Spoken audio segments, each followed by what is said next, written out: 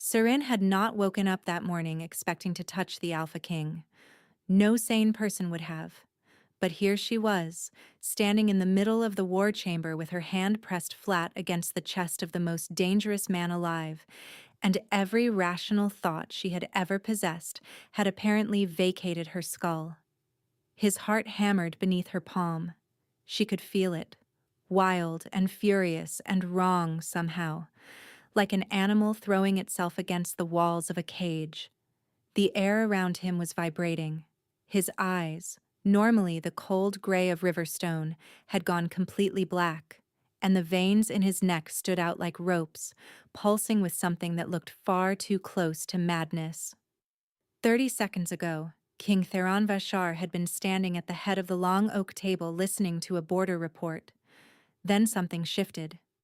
His hand had slammed down so hard the wood cracked beneath it, and a sound tore out of him that was not human, not even close. The three commanders seated closest to him had scrambled backwards so violently that 2 chairs hit the floor. A secretary near the window dropped an armful of documents and pressed himself against the stone wall like he was trying to melt into it. Captain Hadrian, the king's most seasoned warrior, had drawn his blade halfway before freezing, his face white, because everyone in the room understood the same terrible truth at the same time. The king was losing control of his wolf. And when a wolf that powerful went feral, there was no surviving the aftermath. Seren should have run. She had been halfway to the door already, a forgotten tray of bread and salted meat still balanced in her hands, when the tray slipped. It hit the stone floor with a crash that split the silence wide open, and the king's black, inhuman gaze snapped to her. Every nerve in her body screamed at her to move. His lips pulled back from teeth that were too sharp, too long, caught somewhere between man and beast. A growl rumbled from his chest, low and deep enough to rattle the cups on the table. And Seren, for reasons she would never be able to explain to herself or anyone else, walked toward him. She crossed the room in 5 steps, placed her hand flat against his chest, and the growling stopped. Not gradually, not in stages. It stopped like a door slamming shut. His black eyes locked onto hers and she watched them flicker. Black to gray to black, then gray again, holding, settling, like water finding its level after a storm. The terrible tension in his body unwound one muscle at a time. His breathing slowed, his hands unclenched. The inhuman sharpness in his features softened back into something recognizably, undeniably human. The room was so quiet she could hear the candle flames guttering in the draft from the window. Seren did not move her hand. She was fairly certain that if she moved her hand, she would die. She was also fairly certain that if she did not move her hand very soon, she would die of embarrassment instead, which seemed like the less dignified option, but was feeling increasingly likely, because the Alpha King was staring at her with an expression she could not read, and she was a kitchen maid who smelled like bread flour and onion broth, and had absolutely no business touching royalty. Captain Hadrian broke the silence first. His sword slid back into its sheath with a quiet click that sounded like a thunderclap in the stillness. "Everyone out," the captain ordered. "Now." People moved. Chairs scraped, boots shuffled. Seren heard the heavy doors open and close behind her, but she could not look away from the king's face. His breathing was steady now, deep and slow, and the blackness had left his eyes entirely. He looked like a man who had just surfaced from deep water, disoriented and raw and exhausted. "You can let go," he said. His voice was rough, scraped hollow, like he had been screaming for hours instead of seconds. Seren removed her hand so fast she nearly stumbled backward. She caught herself, clasped her hands behind her back, and stared at the floor. Her pulse was a crazed, fluttering thing in her throat, and her fingers were tingling where they had touched him. "I am so sorry, Your Majesty," she said. "I should not have touched you. I do not know what came over me. I will leave immediately, and I will never speak of this, and I am very, very sorry about the tray. She was babbling. She knew she was babbling. She could not stop. The bread is probably still fine, she added. The meat might be salvageable. The tray itself is dented. But that is honestly an improvement, because it was an ugly tray. Theron stared at her.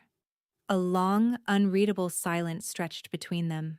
Then he turned away and braced both hands on the cracked table, his head bowed, his shoulders rising and falling with controlled breaths. "Get out," he said quietly. Seren got out. She made it to the servants' corridor before her legs gave way.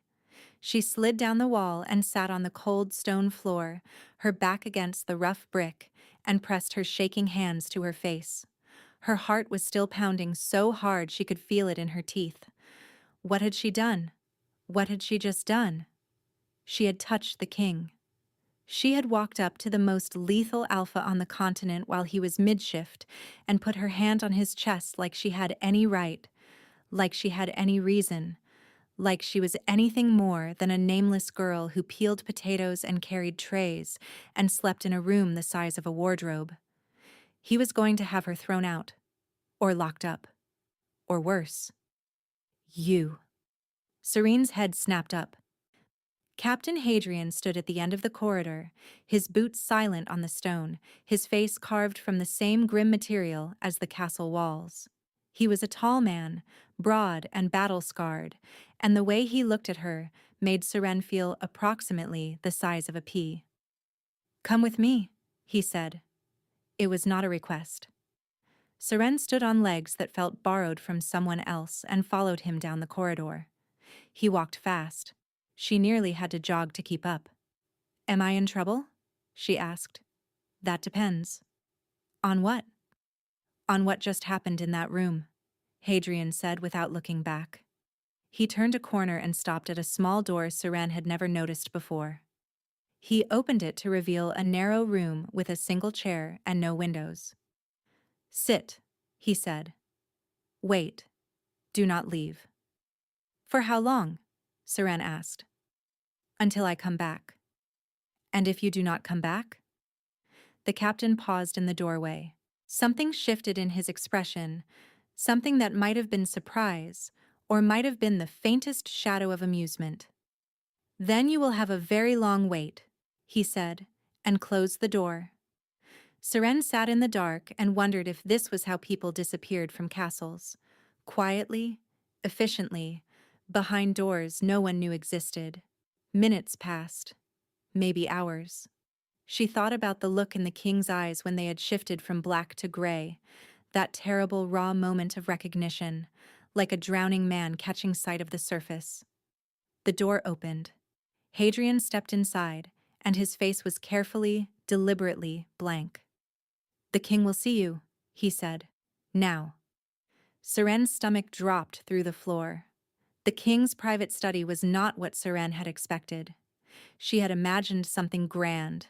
Marble floors, gilded frames, a throne made of bones. Instead, the room was small and warm and cluttered. Books lined every wall, stacked double deep on shelves that bowed under their weight. Maps covered the desk, held down at the corners by stones and empty cups. A fire burned in the hearth, casting everything in amber light.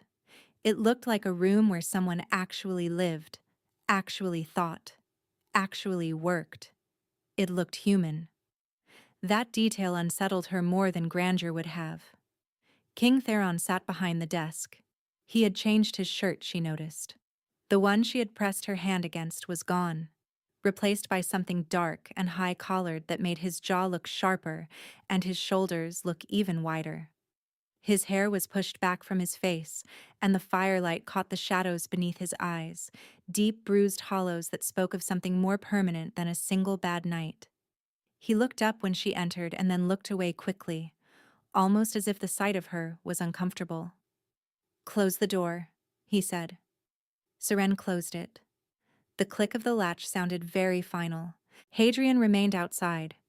She was alone with the king, the man whose chest she had touched without permission less than an hour ago. the man whose wolf she had somehow silenced with her bare hand. She stood near the door, her fingers twisted together, and waited for the axe to fall. "Sit down," Theron said without looking up from the document he was reading. There was one chair across from the desk. Seren sat. The leather creaked. She pressed her knees together and tried to make herself as small as possible. Silence. The fire crackled. A log shifted, sending a scatter of sparks up the chimney. The king turned a page. "Your name," he said. Seren, Your Majesty." "Seren." He said it like he was testing the shape of it. "How long have you worked in the kitchens?" 3 years, sire." "And before that?" "The scullery. Before that, the laundry. Before that, I was a ward of the castle since I was small." He looked up at that. "A ward?" "Left at the gate," Seren said, keeping her voice even. She had told this story enough times that the sting had dulled to a faint ache. "As an infant. No one claimed me. Matron Riva took me in and put me to work as soon as I was old enough to carry a bucket." Something moved behind the king's eyes, but it was gone before she could name it. He looked down at his papers again. "What happened in the war chamber?" he said. "What you saw." He paused, and she watched his jaw tighten. "You will speak of it to no one." "Of course, Your Majesty. I would never." "It was not a request." "I understand, sire." Another silence, longer this time. When he spoke again, his voice was lower, and there was something in it she had not expected. Uncertainty. "What did you do?" he asked. Seren blinked. "I am sorry?" "When you touched me." He still was not looking at her. "What did you do? Did you use something? An herb? A tincture? A sedative of some kind?" "No, sire, I just touched you." "That is not possible." "And yet it happened," Seren said before she could stop herself. The silence that followed was loaded. She clamped her mouth shut and braced herself. But the king did not reprimand her. He sat back in his chair and studied her for the first time, really studied her, his gray eyes tracking over her face with an intensity that made her skin prickle. "How old are you?" he asked. 22, sire." "And you have no training in healing? No knowledge of herbs or remedies?" "I know how to make a poultice for kitchen burns," Seren offered. "And I once fixed a soup so badly spiced it cleared the sinuses of everyone in the East Wing. Does that count?" Theron did not smile, but something at the corner of his mouth shifted by a fraction that might have been in the direction of a smile if it had been given permission. "Tomorrow morning," he said, "you will be brought to this room again. You will sit where you are sitting now. And we will see if what happened in the war chamber can be repeated." Seren's heart lurched. "Your Majesty, with respect, I am not sure what I did or how I did it. There is nothing to repeat." "That," Theron said, picking up his pen and returning to his document, "is what we are going to find out." Hadrian appeared in the doorway, as though he had been listening through the wood. "I will escort you back," the captain said. Seren stood, her legs unsteady. She made it to the door before the king's voice stopped her. "Seren?" She turned. He was still looking at his papers, his pen moving across the page. "Thank you," he said. "For what you did. Foolish as it was." She wanted to say something clever, something that matched the strange gravity of the moment. Instead, what came out was, "You are welcome, and I truly am sorry about the tray." Hadrian walked her back to the servants' quarters in silence. At the stairwell, he stopped. "What the king has," the captain said carefully, "is getting worse. The episodes are becoming more frequent, more violent. The physicians cannot help him. The healers have tried everything." Seren stared at him, a cold weight settling in her stomach. "If you are what I think you might be," Hadrian continued, his voice dropping, "then you may be the only thing standing between the king and something none of us can stop." "And what is it you think I am?" Seren whispered. Hadrian looked at her for a long moment, his scarred face unreadable. "Necessary," he said. He turned and walked away, his footsteps echoing down the stone corridor. Seren stood alone in the dark stairwell, the word pressing down on her like a physical weight, and felt the first real flicker of fear. Not of the king, not of his wolf, but of whatever was about to happen to her life. That night she dreamed she was standing in a dark forest, barefoot, snow falling around her. She could hear something breathing in the trees, something massive and patient and aware. It was watching her, waiting. She woke before dawn with her hand pressed flat against her own chest, right over her heart, exactly where she had touched him. The next morning, 2 guards arrived at the kitchen door before the bread had finished baking. Cook Marjorie took one look at the armed men standing in her domain and pointed a flour-dusted wooden spoon at them like a weapon. "She has not finished her shift," Marjorie announced. "The king requires her presence," the taller guard said. Marjorie's eyes narrowed. Then she looked at Seren, who stood frozen by the kneading table with dough up to her elbows. "Go," Marjorie said. "But if they do not feed you up there, you come straight back to my kitchen. You are already too thin." Seren washed the dough from her hands, wiped them on her apron, realized she was still wearing the apron, took it off, folded it, unfolded it, draped it over a chair, and followed the guards out of the kitchen. The walk to the king's study felt longer this time. Every corridor stretched, every staircase multiplied. Her mouth was dry. She had barely slept, and the dream of the dark forest clung to her like cobwebs she could not brush away. The guards stopped at the familiar door. One of them knocked. "Enter," came the king's voice. Seren stepped inside. Theron was already at his desk, a stack of reports to his left, and a cup of something dark and steaming to his right. Hadrian stood against the far wall with his arms crossed, watching her with the careful attention of a man cataloging evidence. "Sit," Theron said, not looking up. Seren sat. The same chair, the same creaking leather. She folded her hands in her lap. The king read. She waited. The fire hissed and popped. 10 minutes passed. She counted them by the slow tick of a clock on the mantel. The room was warm, warmer than the kitchens where drafts cut through every gap in the stone. The chair was more comfortable than anything she had ever sat in. She was exhausted. 15 minutes.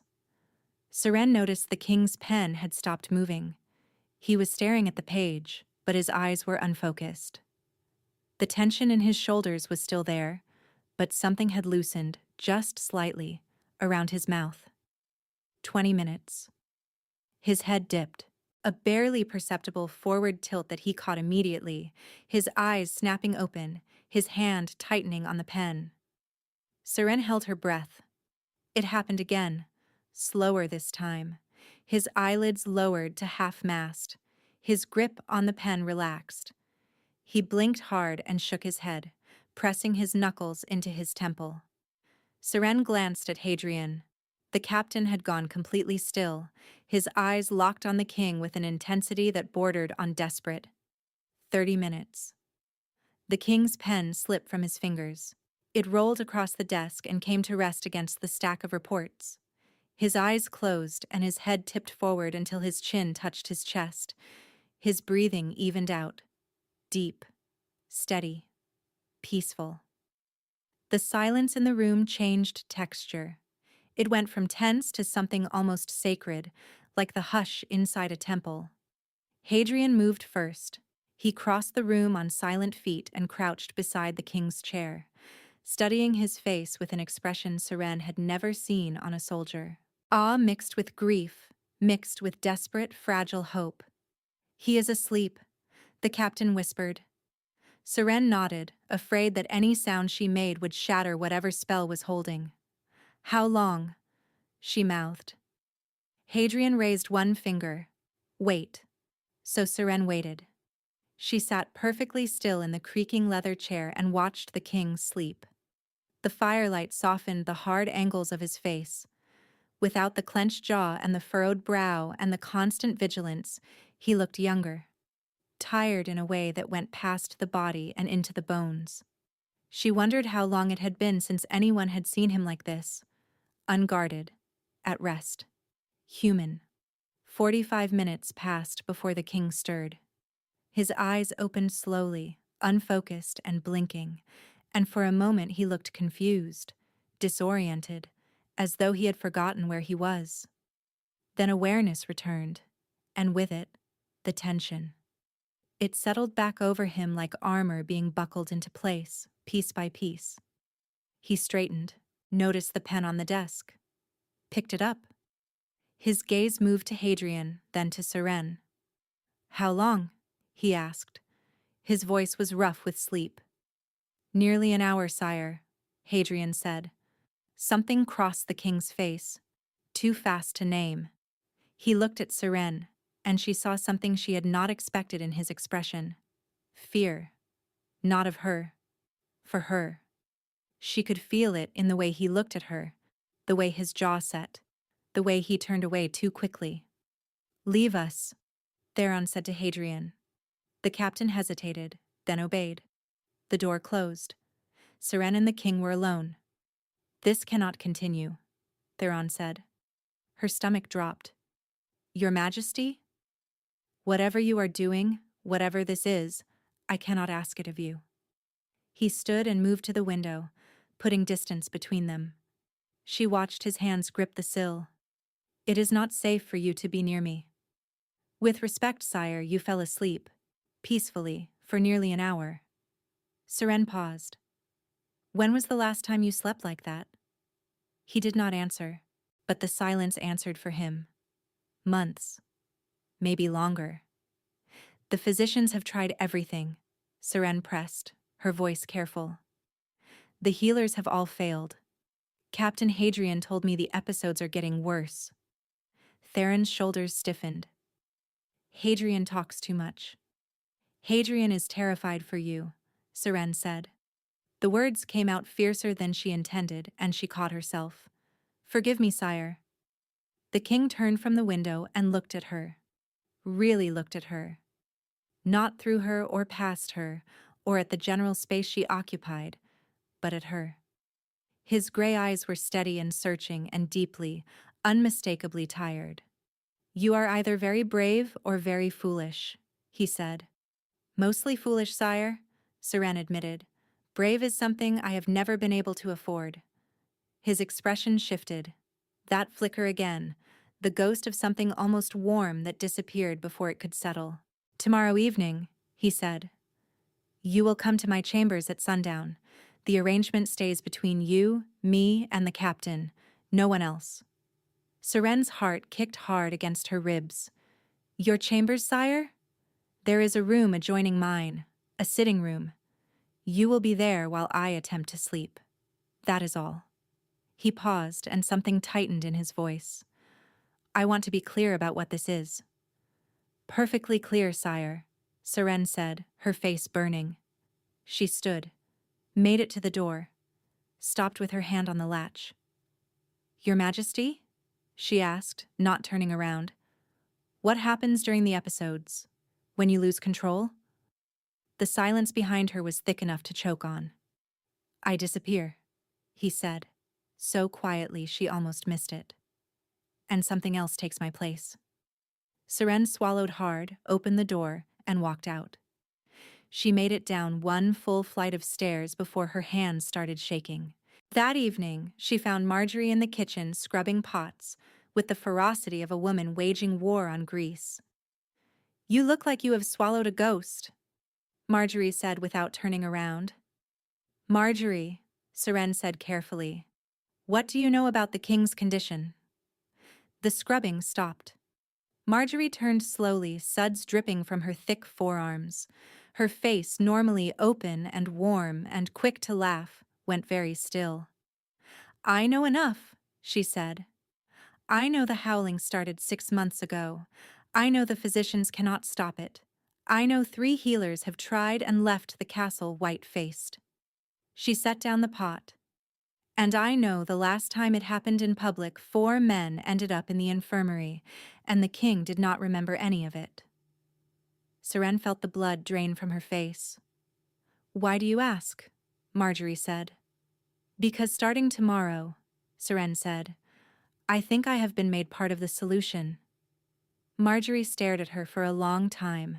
Then she reached over, pulled Seren into a rough, soapy embrace, and held her tight. Then you eat a proper meal tonight, Marjorie said firmly, and every night after. Whatever is coming, you face it fed. That night, Seren lay on her narrow cot in the servants' dormitory and tried to make sense of what her life had become in a single day. She was a kitchen maid. She peeled vegetables and carried trays and scrubbed floors, and yet, the most powerful alpha in the realm could not sleep without her in the room, and his wolf, the part of him that was wild and feral and beyond all control, had gone quiet at her touch. She pressed her hand to her chest, remembering the feel of his heartbeat beneath her palm. Wild at first, then steady, then calm. What was she to him? What could she possibly be? Sleep came slowly, and when it did, the dream was waiting. The dark forest, the falling snow, the breathing in the trees. But this time, between the skeletal branches, she caught a glimpse of eyes. Not black, gray, watching her with something that looked, impossibly, like recognition. She woke gasping, her pulse racing, the king's name on her lips before she swallowed it back into silence. The sitting room adjoining the king's chambers was small and sparse and clearly had not been used in years. A narrow settee sat against one wall, its cushions flat and smelling faintly of cedar. A single lamp burned on a side table. Through the closed door, Seren could hear the king moving in his rooms, the creak of floorboards, the clink of a water pitcher. She sat on the settee and pressed her palms flat against her thighs. Her heart was hammering, and she silently cursed it for being so loud. The first night was agony. She sat rigid and awake, listening to the sounds from the next room, and slept in scattered fragments that added up to less than an hour. She heard the king pacing, heard the bed creak as he lay down, then creak again as he rose, heard the low, restless growl that rumbled through the wall like distant thunder, and then, gradually, heard it soften, heard the pacing slow, heard silence fall like snow, layer by layer, until it held. In the morning, Hadrian appeared at her door. He slept, the captain said. 3 hours, unbroken. Seren let out a breath she did not know she had been holding. Good. Good? Hadrian repeated, and for the first time emotion cracked through his careful composure. He has not slept 3 unbroken hours in 6 months. Seren stared at him. 6 months. The weight of that number settled over her, and with it, a cold understanding of what the king had been enduring. Half a year of broken sleep, of his wolf clawing at the edges of his control, of holding himself together by will alone, while his body and mind slowly shredded beneath the strain. The arrangement continues, Hadrian said. It was not a question. Seren nodded, and so the rhythm began. Each evening, after the kitchens quieted and the last dishes were put away, Seren climbed the stairs to the king's floor and let herself into the adjoining room. She brought nothing except herself. She sat on the settee, or later, lay on the narrow cot that appeared one evening with a pillow and blanket that were significantly better than anything she had in the dormitory. The king never acknowledged the cot, and Seren never asked where it came from. They did not speak. Not at first. A wall separated them, and the wall made things simpler. She was a presence, not a person, a function, not a woman. That was manageable, but the wall was thin. She could hear him reading aloud to himself sometimes, low murmurs as he worked through reports and correspondence. She could hear the scratch of his pen, the clink of his cup, the occasional frustrated exhale when something in a document displeased him. Once, she heard him laugh, a single short sound that seemed to surprise him as much as it surprised her. Seren found herself listening for those sounds the way a person listens for music in the distance, straining toward it without meaning to, missing it when it stopped. 2 weeks passed. The arrangement held. The King's episodes decreased in frequency, though they did not stop entirely. Hadrian reported the details to her each morning with the clinical precision of a man delivering battlefield dispatches. 3 episodes this week, down from 5, 2 lasting less than a minute, 1 lasting 4 minutes and requiring physical restraint. "He is better," the captain said one morning, and the relief in his voice was raw enough to make Seren's chest ache. But better was not healed, and on the 15th night, the wall between them proved insufficient. Seren woke to the sound of breaking glass, not the delicate tinkle of a cup. A heavier, more violent shattering, followed by a roar that shook the door in its frame. She was on her feet before she was fully awake, her heart slamming against her ribs. Through the wall, she could hear furniture scraping across stone. Another crash. Then a sound that was worse than all the rest, a low, agonized whimper that no human throat should have been able to produce. Seren yanked the adjoining door open and stepped into the king's chambers. The room was in disarray. A chair lay on its side. The water pitcher was shattered on the floor, shards of ceramic scattered through a spreading pool. The curtains had been torn from one window, letting in a shaft of pale moonlight that cut across the floor like a blade. And in the center of it all, Theron was on his knees. His hands were pressed flat against the stone floor, his fingers curled like claws, and his body was shaking. Not trembling, shaking in deep, violent waves that looked like they might tear him apart. His breathing was ragged, each inhale a desperate gasp, each exhale a growl that rose from somewhere primal and unreachable. His eyes were black. Seren should have called for Hadrian. She should have backed out of the room and let the guards handle it. She should have done anything except what she did, which was cross the broken glass in her bare feet and kneel down in front of him. "Your Majesty," she said. No response. His black eyes stared through her, fixed on something she could not see. "Theron," she said, and using his name felt like jumping off a cliff. His eyes flickered. Black to gray, then back to black. She reached out and placed both hands on either side of his face. His skin was burning. The heat of him pulsed against her palms like a fever, and beneath it, she could feel the wolf. Not as an idea or a metaphor, but as a presence, vast and wild and howling, straining against the walls of the man who contained it. "Come back," she whispered. His hands came up and gripped her wrists. Hard. Hard enough that she gasped, but she did not pull away. She held his gaze, gray flickering behind the black, and willed him to surface. "I am here," she said. "Come back." The black receded. Slowly, like ink dissolving in water, the gray returned to his eyes. His grip on her wrists loosened. His breathing steadied. The terrible shaking subsided, muscle by muscle, until he was still. He looked at her, truly looked at her, and the expression on his face was devastating. Raw and ashamed and stripped of every wall he had ever built. "You are bleeding," he said, his voice wrecked. Seren glanced down. The broken glass had cut the soles of her feet. Small red prints marked the floor behind her where she had walked to reach him. "It is nothing," she said. "It is not nothing." His hand, still holding her wrists, shifted. His thumbs moved across her pulse points, feather-light, as though checking to make sure her heart was still beating. The tenderness of it, from a man whose hands had been clawed and shaking moments ago, made something crack open in her chest. "You should not have come in here," he said. "You needed me." "That is exactly the problem." His hands dropped from her wrists. He sat back on his heels and pressed his palms to his face, and Seren watched the king of the realm try to put himself back together on the floor of his ruined bedroom. She did not leave. She sat on the cold stone beside him in the moonlight and the broken glass, and she waited. Eventually, his breathing evened out.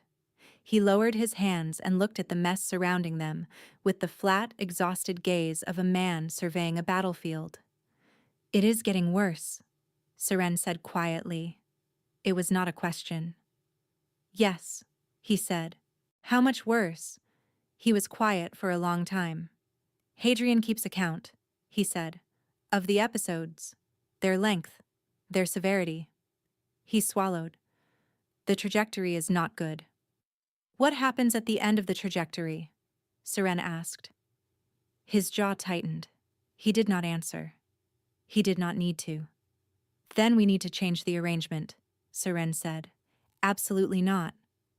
"The wall is not enough," she pressed. "Tonight proved that. I need to be closer."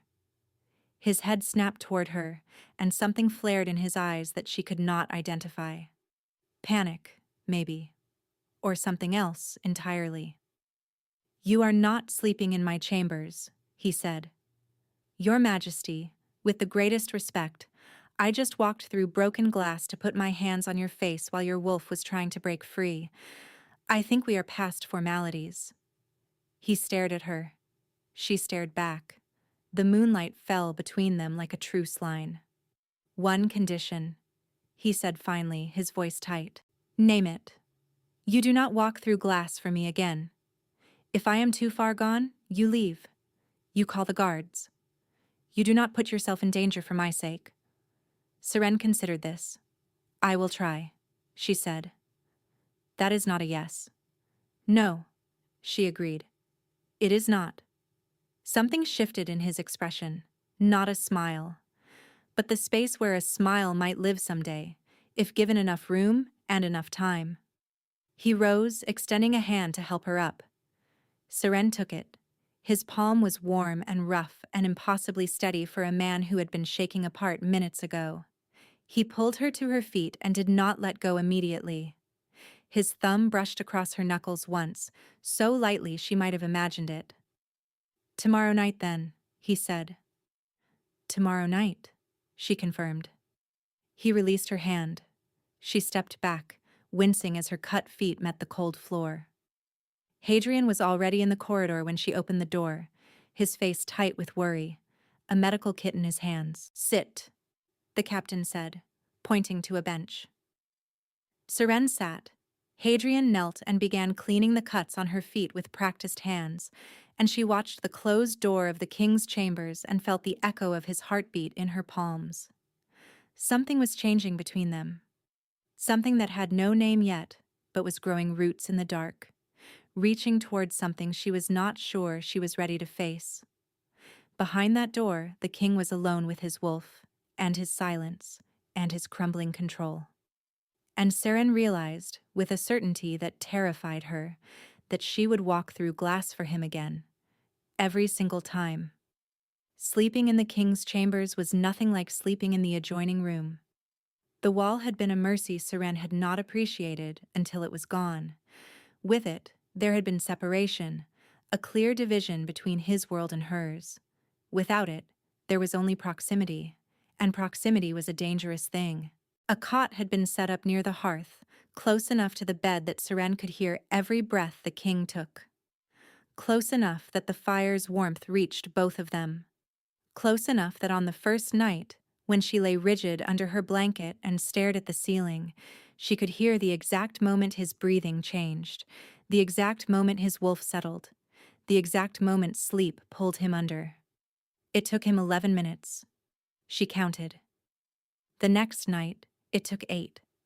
The night after that, 6. Each evening, the interval between her arrival and his surrender to sleep shortened, as if something in him was learning to let go the moment she was near. Seren tried very hard not to think about what that meant. The days fell into a pattern. She worked in the kitchens until sundown, scrubbing and chopping and carrying until her arms ached. And then she climbed the stairs to his floor, and let herself into his chambers. He was usually still working when she arrived, bent over his desk, his pen scratching across parchment. He rarely looked up when she entered, but she noticed things. A second cup of tea set out on the side table nearest her cot. The fire always freshly stoked. A thicker blanket replacing the thin one she had started with. She never mentioned these things. He never acknowledged them. But one evening, after nearly 3 weeks, Seren found a book on her pillow. A small leather-bound volume with a cracked spine and gilt-edged pages. She picked it up and opened it to find a collection of old folk tales, the kind she had loved as a child, the kind Matron Riva used to read to the wards on winter nights before the candles burned down. Seren looked up. Theron was at his desk, his back to her, his pen moving steadily. "How did you know?" she asked. "Know what?" he said without turning around. "That I like folk tales."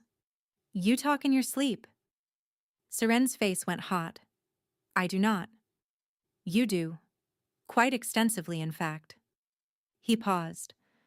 "Last week you had a full conversation with someone named Marjorie about whether turnips belong in soup." "They do not," Seren said automatically. "I am aware. You were very passionate about it." She stared at the back of his head, her mouth twitching. "What else do I say?" "Nothing I would repeat." The silence that followed was different from the ones that had come before. Warmer, almost playful. Seren pressed the book to her chest and felt something loosen in the tight knot of anxiety she carried everywhere. "Thank you," she said softly. His pen stopped for a beat, then resumed. "You are welcome." The episodes continued, but their character changed. Instead of the violent, destructive surges that had defined the early weeks, the King's Wolf now manifested as a restless, prowling energy, an agitation that built through the evening and dissipated only when Seren was close. On the worst nights, she would wake to find him sitting on the edge of the bed, his hands gripping the mattress, his jaw locked, fighting something she could not see. She would rise from her cot without speaking and sit beside him. Sometimes she placed her hand on his back. Sometimes she simply sat close enough that their shoulders touched. Either way, within minutes, the tension drained out of him like water from a cracked vessel. He never asked her to touch him. She never waited to be asked. One night, the episode was bad enough that her hand on his back was not sufficient. His wolf surged hard, his eyes flickering black, his body trembling with the effort of containment. Seren did the only thing she could think of. She wrapped her arms around him from behind and pressed her cheek against his spine. He went rigid, every muscle in his body locked. She could feel his heart slamming against his ribs, could feel the heat pouring off him in waves. Then, slowly, he exhaled. A long, shuddering breath that seemed to empty him of everything: the fight, the resistance, the crushing weight of holding himself together. His hand came up and closed over hers where they were clasped against his chest.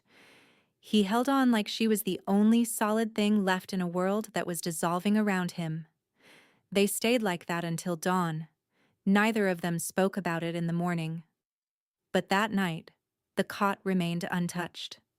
Seren lay beside him in the king's bed with a careful distance between them, her back to him, her pulse hammering so loudly she was certain it would keep them both awake. But his breathing steadied faster than it ever had before, and within minutes, he was asleep. Sometime in the deep hours, she felt his hand find hers in the dark. His fingers threaded through hers, and his grip tightened like a reflex, like something his body did without consulting his mind. Seren closed her eyes and let herself feel the warmth of his hand in hers, and the distance between function and feeling collapsed entirely. She was in trouble. She knew it. She had known it for weeks, maybe longer. Maybe since the moment she had pressed her palm to his chest in the war chamber and felt his wild heart slow beneath her touch. But knowing it and admitting it were different things, and admitting it meant confronting the obvious, impossible truth. She was falling for the king, not the crown, not the power. the man. The one who left books on her pillow and pretended he had not. The one who fought his wolf every single night so that the people around him stayed safe. And then, on a morning 3 months into the arrangement, Seren knelt over a basin in the servants' washroom and threw up for the 3rd day in a row. She pressed her forehead against the cool ceramic rim and closed her eyes. No, she thought. Not this. Not now. But her body had never been interested in her opinions about timing. She counted the days, counted again, and felt the floor tilt beneath her. She was carrying the king's child. Seren told no one, not Marjorie, who noticed the pallor in her face and pressed warm bread into her hands with worried eyes. Not Hadrian, who studied her each morning with the sharp, assessing gaze of a tracker reading weather signs. Not the king, who lay beside her each night with his hand in hers and his breathing steady, and his wolf finally, mercifully at peace. She could not tell him. Not yet. Not when things were finally, impossibly good. Not when she could see him healing, day by day, the bruised shadows beneath his eyes fading, the rigid set of his shoulders beginning to ease, the ghost of a smile appearing more often at the corners of his mouth. He had started talking to her in the evenings, real conversations, not commands or questions about her duties. He told her about the trade disputes that kept him awake in ways his wolf never could. He told her about his childhood horse, a bad-tempered mare named Spite, who bit everyone except him. He told her once, haltingly and looking at the fire instead of at her, about his younger brother Kaelin. How they had been inseparable as boys. How Kaelin had been the better rider, the better hunter, the quicker laugh in every room. How it had all gone wrong. He did not finish the story, but the silence that followed told Seren enough. Something terrible had happened between them. Something that had broken the man sitting beside her in ways she was only beginning to understand. She wanted to ask. She wanted to hold his face in her hands and tell him he could say it, whatever it was, and she would still be here. But she was keeping her own secret now. And the hypocrisy of demanding his honesty while guarding hers sat like a stone in her stomach. 3 days later, the court gathered for a formal assembly. Seren was not present, but Marjorie was, and Marjorie told her everything. Councillor Aldrich had announced a betrothal, a political match between the king and Lady Isabel Ashford of the Northern Reaches. A powerful family, a strategic alliance, a union that would strengthen the borders and satisfy the council's growing anxiety about the king's unmarried status. Did the king agree to it? Seren asked, her voice too steady, too controlled. Marjorie looked at her with eyes that saw too much. He did not refuse.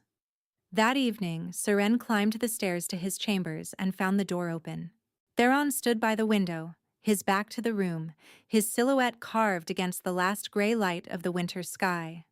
Snow had begun to fall outside, fat white flakes drifting past the glass. "You heard?"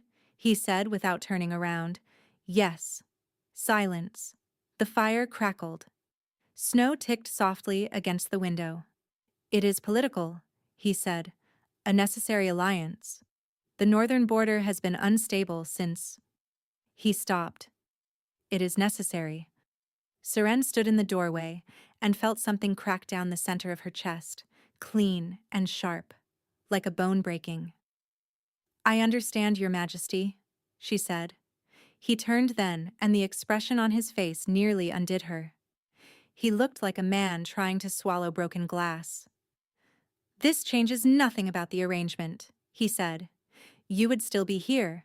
Lady Ashford would have her own chambers. This is not uncommon among—" He trailed off, seeming to hear himself.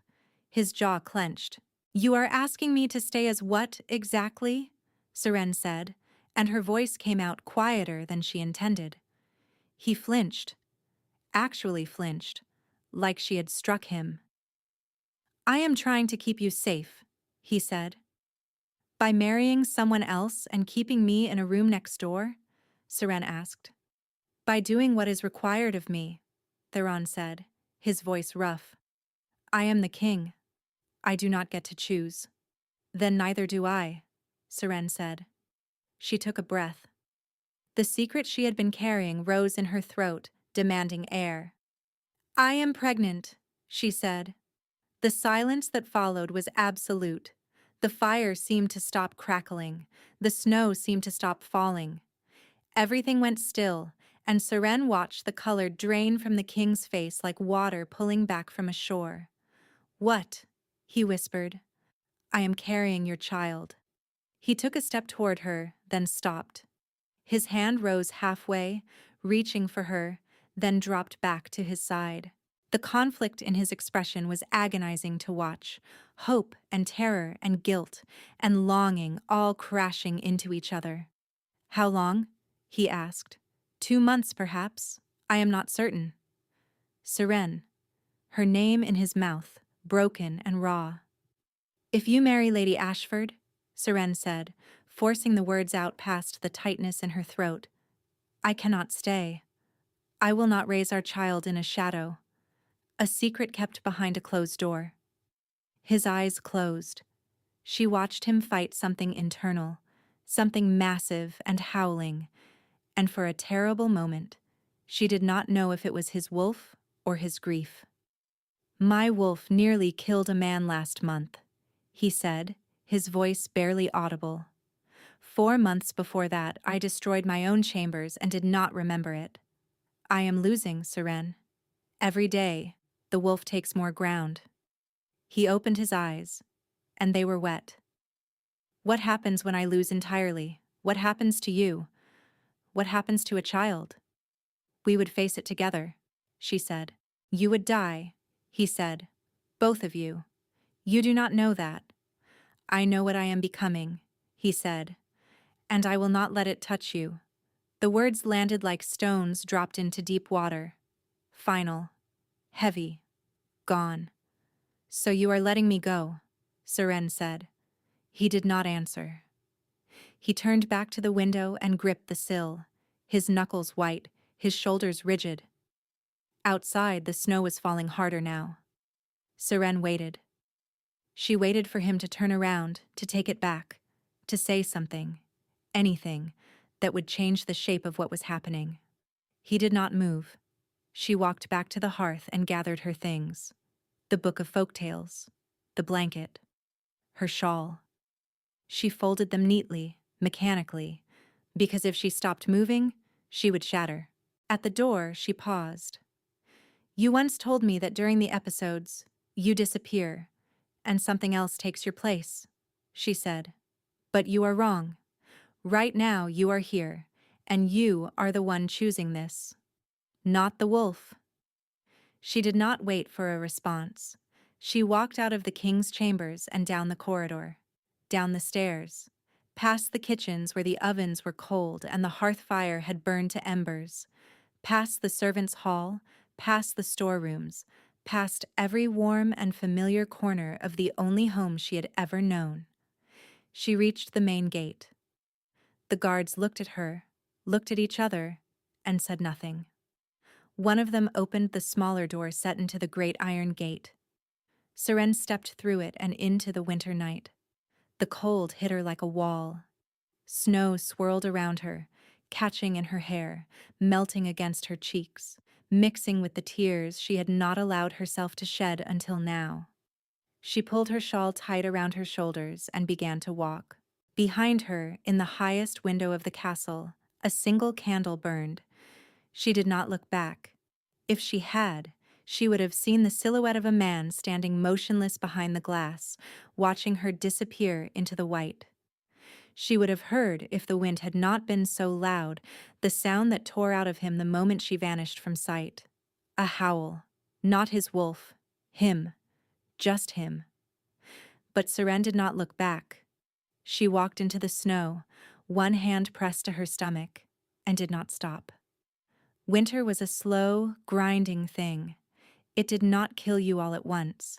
It wore you down, frost by frost, cold night by cold night, until you could not remember what warmth had felt like, or whether you had ever truly had it. Siren found shelter in a village called Thornfeld, 3 days' walk from the castle, small enough to avoid attention and large enough to have a midwife. She traded work for lodging, mending clothes and scrubbing floors for an elderly widow named Petra, who asked no questions and expected nothing except clean linens and a swept hearth. The pregnancy announced itself in stages. The nausea faded by the end of the 3rd month, replaced by a bone-deep exhaustion that no amount of sleep could touch. She grew rounder, slower, more careful on the icy paths. Petra watched her with sharp, knowing eyes and one evening set a cup of ginger tea in front of her without being asked. "Boy or girl?" Petra asked. "I do not know," Siren said. "Father?" Siren looked into the tea. "Gone." Petra nodded like that was all the answer she needed.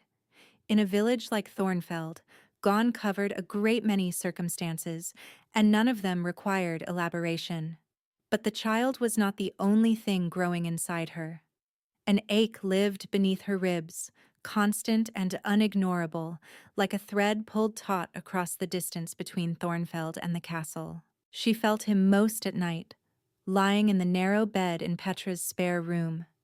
Not clearly, not like a thought or a voice, more like a gravitational pull at the edges of her awareness, drawing her north. Some nights it was bearable, almost comforting. Other nights it roared, and she would press her hands to her chest and gasp through the pain of wanting to go back to someone who had chosen to let her go. She dreamed of the dark forest every night now. Snow fell endlessly between the skeletal trees. The massive presence breathed in the shadows closer than before, more agitated. And somewhere in the dark, always just out of reach, she heard a wolf howling. The dreams left her wrung out and hollow. Meanwhile, in the castle, King Theron Vashar was coming undone. The first week without Siren, the episodes doubled. Hadrian documented them with grim precision. 2 in a single day, the second lasting nearly 7 minutes, ending only when 3 guards pinned the king to the floor while his wolf raged behind his eyes. Theron came back to himself with scratches on his arms and no memory of the preceding hour. The second week, he stopped eating. The food sat untouched on trays that servants retrieved with careful, frightened hands. The hollows beneath his eyes deepened into bruised caverns, and his skin took on a grayish cast that made Hadrian's jaw tighten every time he looked at his king. "You need to bring her back," the captain said. "No." "You are dying, sire." I said no. The 3rd week, Theron stopped sleeping entirely. His wolf paced behind his eyes every waking moment, a restless, howling presence that grew louder and more desperate with each passing day. He could feel it pressing against the inside of his skull, clawing at the borders of his control, and he was no longer sure those borders would hold. He sat at his desk and tried to read reports and saw her face in the margins. He stood at the window and watched the snow fall and remembered the way she had walked through it without looking back. He pressed his hand to his own chest and felt nothing but the frantic, irregular hammering of a heart that had forgotten how to be steady without her palm against it.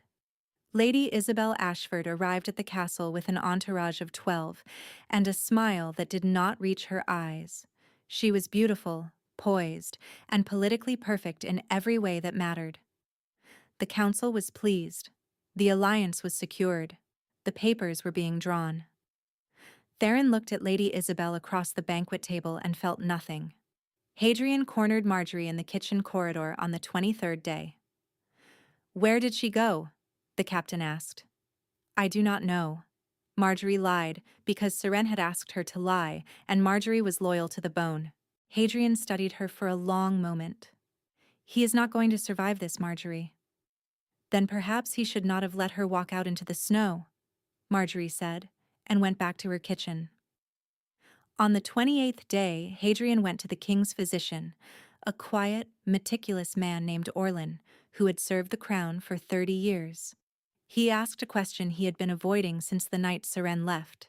The girl who was staying with the king, Hadrian said carefully, before she departed. Was there any indication that she and the king had become involved? Physically? Orlin looked at him over the rims of his spectacles. That is a question with significant implications, Captain. I am aware. Orlin removed his spectacles, cleaned them slowly, and replaced them.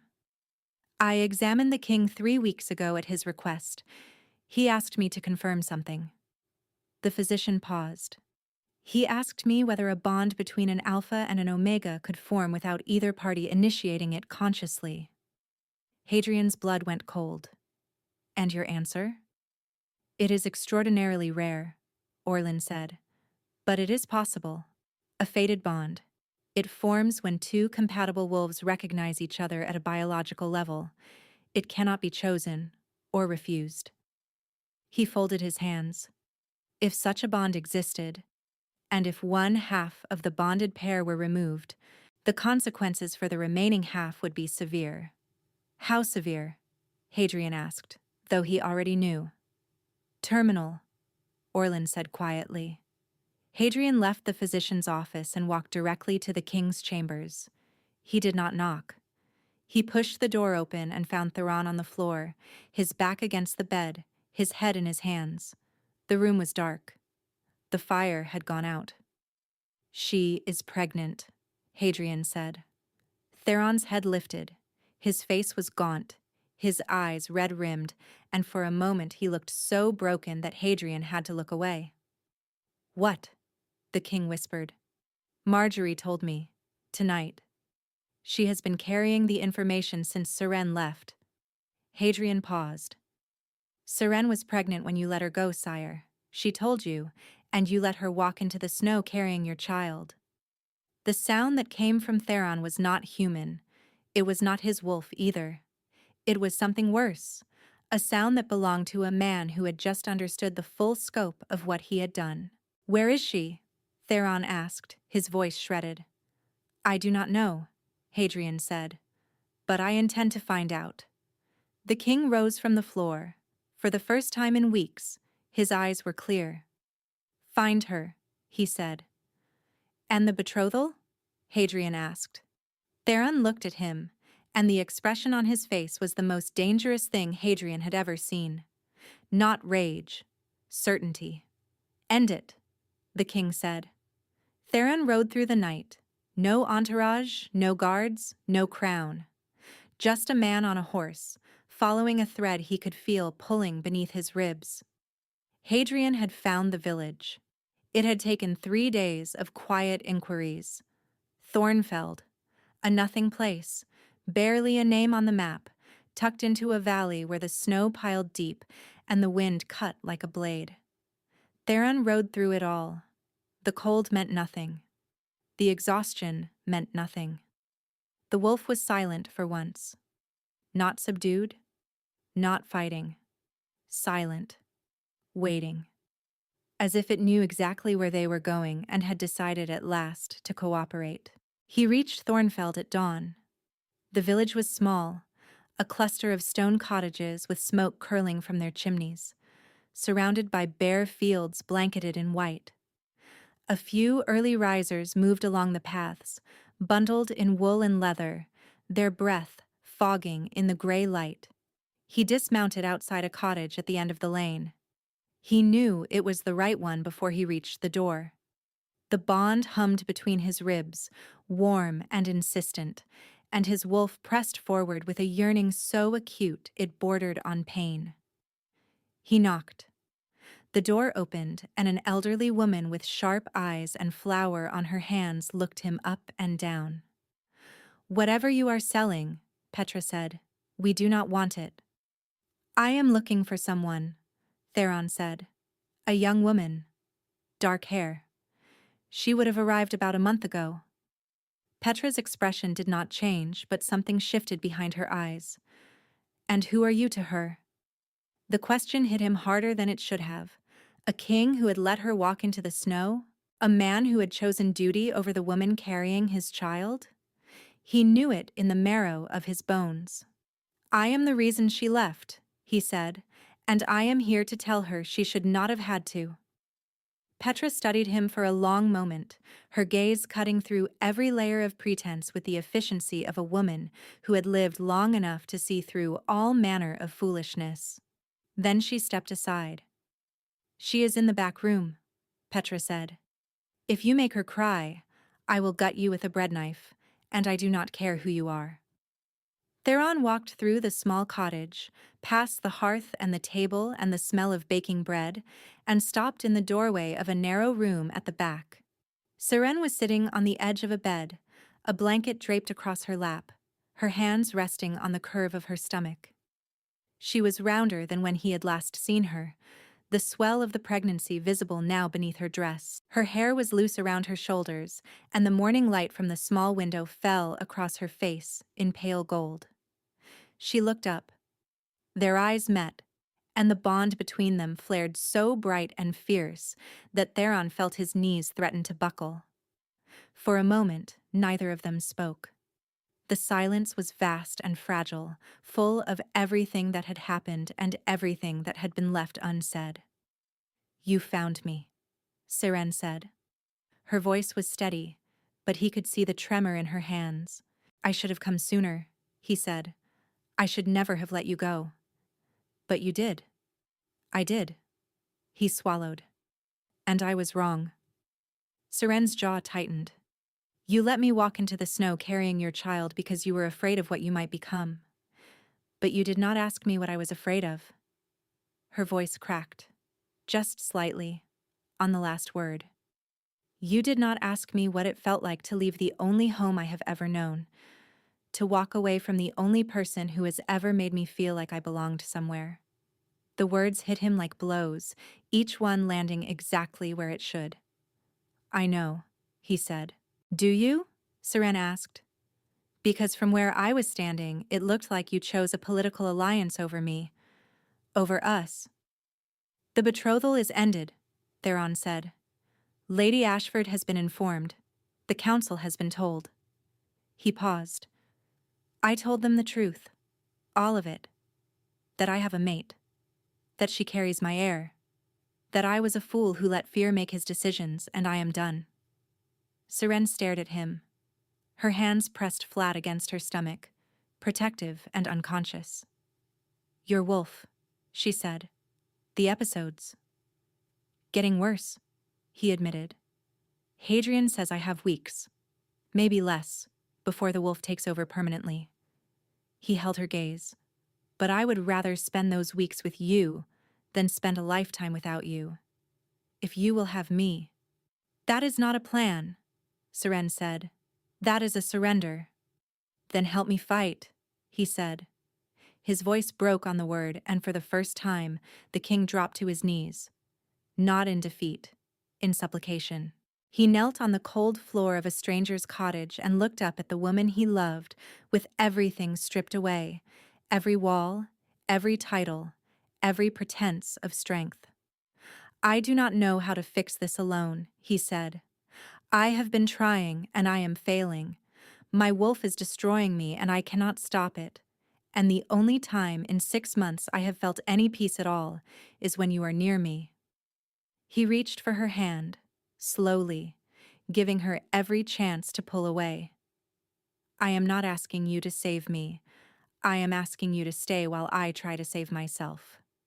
Seren looked down at him, this man who commanded armies and ruled a kingdom, kneeling at her feet in a borrowed room with snow melting in his hair. She took his hand.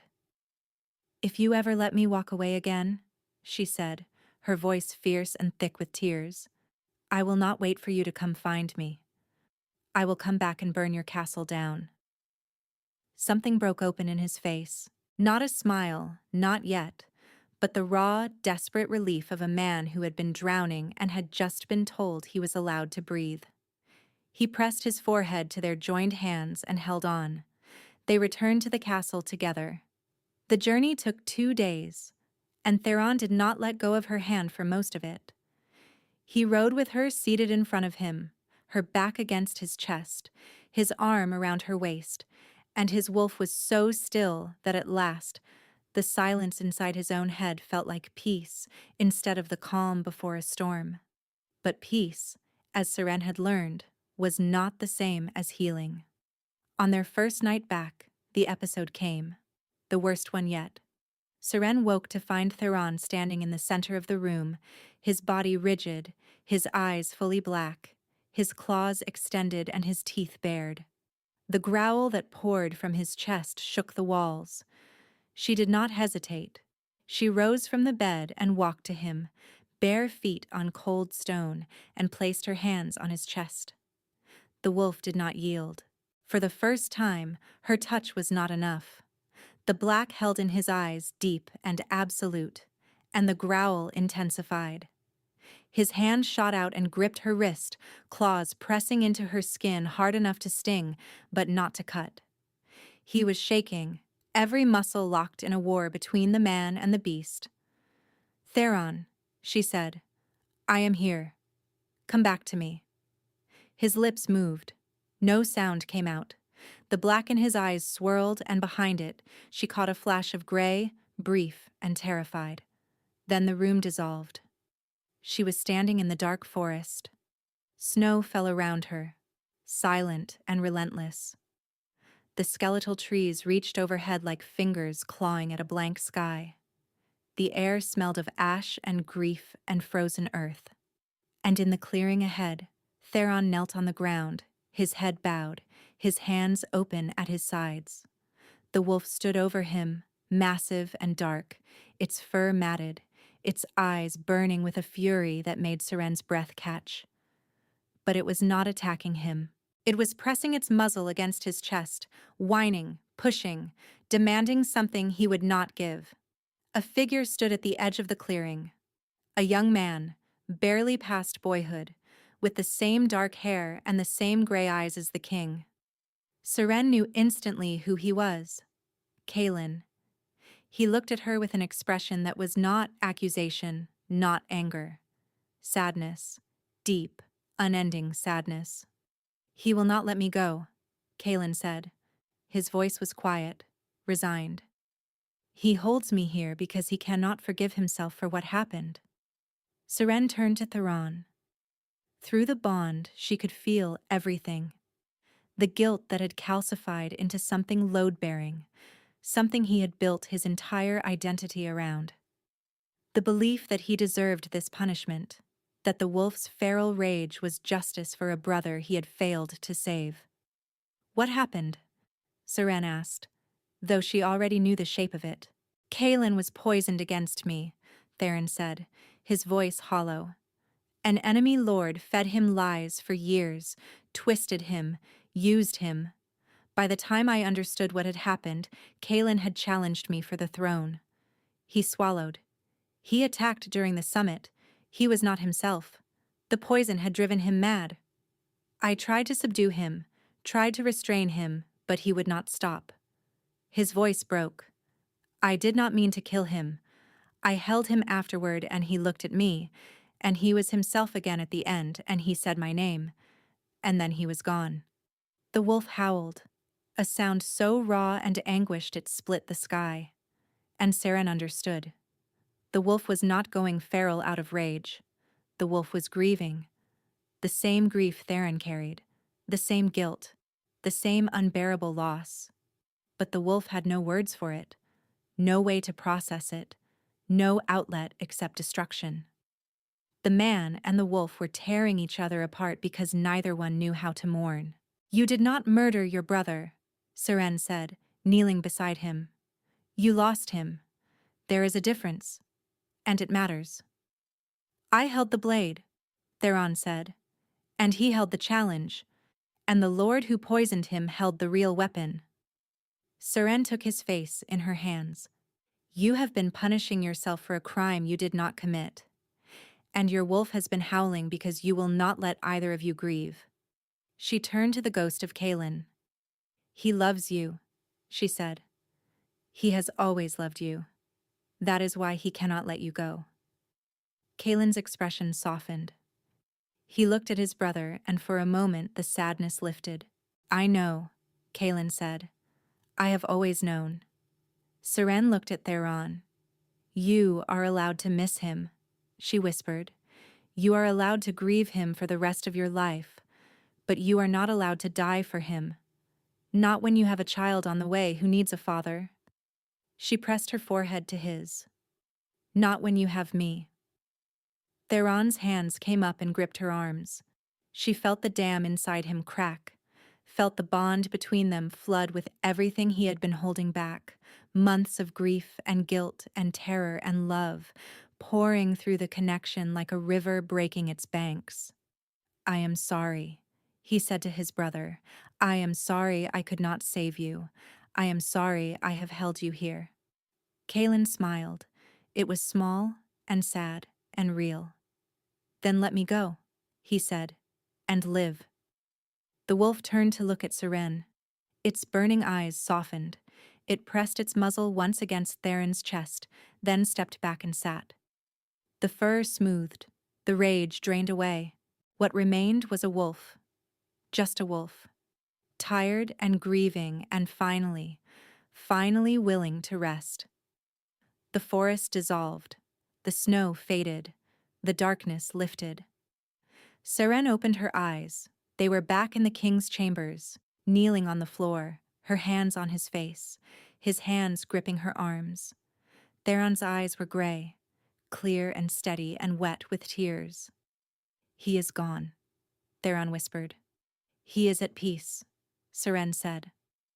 Theron pulled her against his chest and held her so tightly she could feel the baby press between them, a tiny, insistent presence that made them both gasp and then laugh, a broken, tearful, incredulous laugh that echoed off the stone walls. "I felt that," Theron said, his voice full of wonder. "So did I," Seren said, and pressed his hand against her stomach so he could feel it again.